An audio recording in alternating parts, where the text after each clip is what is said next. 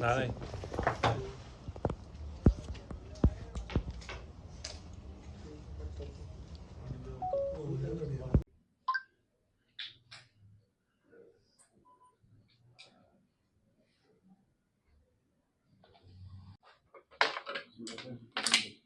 Thank you आप लोगों को। अब आपकी व्रत रेंज होगी, पहले आपका भीलवाड़ा नहीं था, तो अजमेर रेंज में भीलवाड़ा भी आ गया है? बढ़ गई, रेंज बढ़ गई। तो बाकी रेंजों में तो सेम रहा, लेकिन अजमेर रेंज में दो अभियान पुलिस मुख्यालय द्वारा चलाए गए थे। एक एनडीपीएस को लेकर के था, जिसमें हमने इस अभियान के दौरान लगभग 77 केस दर्ज किए हैं और 100 एनडीपीएस के अपराधियों को हमने गिरफ्तार किया है। और काफ़ी मात्रा में डिटेल आपको प्रेस नोट दे रहे हैं। इसमें आपका अफीम, गांजा, एमडी, स्मैक, सभी तरह के मादक पदार्थ के तस्करों को गिरफ्तार किया गया और बड़ी क्वांटिटी में जो है ये केस दर्ज किए गए हैं। दूसरा जो हमारा अभियान था वो साइबर क्रिमिनल्स को पकड़ा दकड़ी को लेकर के था। उसमें भी काफ़ी लोगों को नामजद के करके करीब 22 लोगों को इसमें अरेस्ट किया गया है। और एक दिन का जो हमारा अभियान चलाया गया था, उसमें एक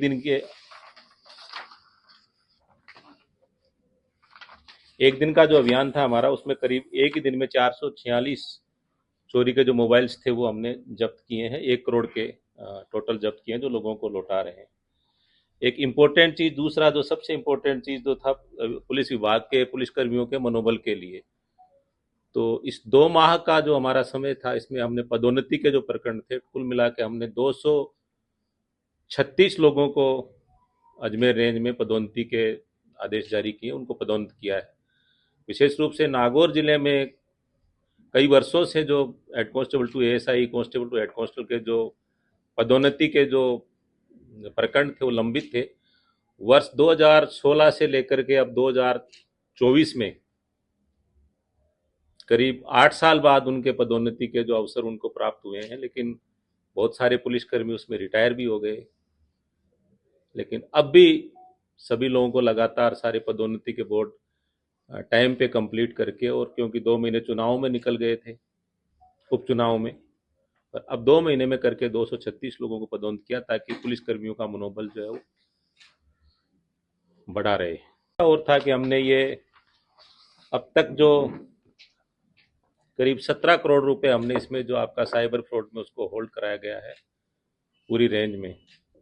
और साइबर अपराधियों के खिलाफ जो कार्रवाई करने की जो सतत प्रक्रिया वो जारी है।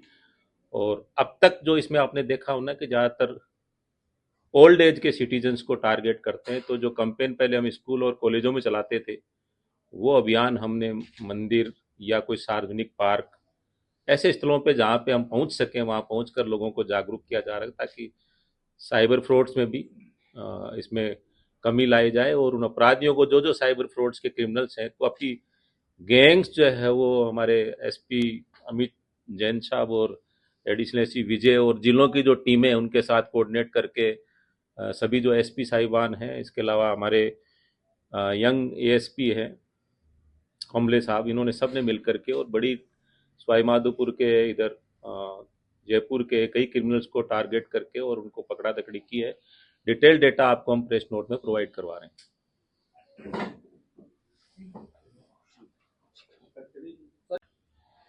बेसिकली ये ट्रांजिट रूट है। यहाँ पे आपको पता ही होगा ना कि यहाँ पे नशे का ऐसा कोई प्रोडक्शन यहाँ नहीं होता है, लेकिन ये आपका चित्तौड़, आपका इधर का जो बेल्ट है, उससे मारवाड़ को जाने के लिए एक ट्रांजिट रूट है। तो ज़्यादातर ये रास्ते में जो नाकाबंदी के दौरान जो क्रिमिनल्स जो है वो पकड़े गए।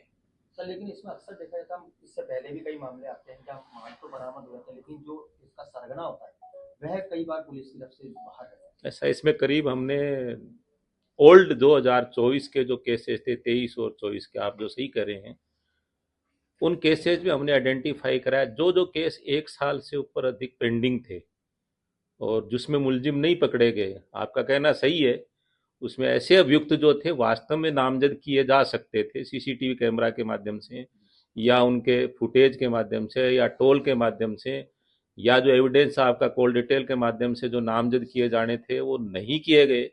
ऐसी हमने करीब 40 फाइलें जो 1 साल से ऊपर पेंडिंग थी उनको तलब करके, और हमने उसका थोरोली उन फाइलों को देखा गया, और हमने 21 जो हमारे पुलिस के अधिकारी थे उनके विरुद्ध आरोप पत्र दिए हैं कि वास्तव में उन्होंने इन्वेस्टिगेशन में कमियां करके और उनको मतलब मुलजिम नहीं बनाया या उनमें देरी की। तो निश्चित रूप से इस चीज़ को सुपरवाइज करने की व्रत लेवल पे, जिला लेवल पे और रेंज लेवल पे भी आवश्यकता है कि इस तरह के केसेस जो वास्तव में जो बड़े क्रिमिनल्स हैं उनको अगर पकड़ने में कोई कोताही करे जाए तो उनके खिलाफ कठोर कार्रवाई की जानी चाहिए, और वो कार्रवाई की गई है।